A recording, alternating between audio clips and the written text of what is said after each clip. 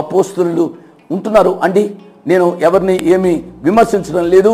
అపోస్తులుడు అనగా ఒక అర్థం ఏమిటి అనగా ఏ మిషనరీ. కాబట్టి ఒక ప్రాంతం నుంచి ఇంకొక ప్రాంతానికి వెళ్ళి సేవ చేసేవారిని కూడా అపోస్తలులు అంటున్నారు. ఆ కాలంలో ఎఫ్సి సంఘం ఉన్న కాలంలో చాలా మంది దొంగ అపోస్తలులు ఉండేవారు అన్నమాట.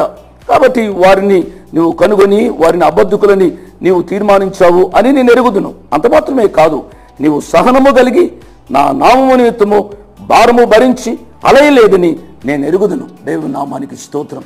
ఎంతో కష్టపడిన సంఘం పిల్లరా, వాక్యం వింటున్న ప్రియ సంఘస్థులారా, నేను మనవి చేస్తున్నాను, మన సంఘాలు ప్రభువు కొరకు అంతగా పనిచేయాలి.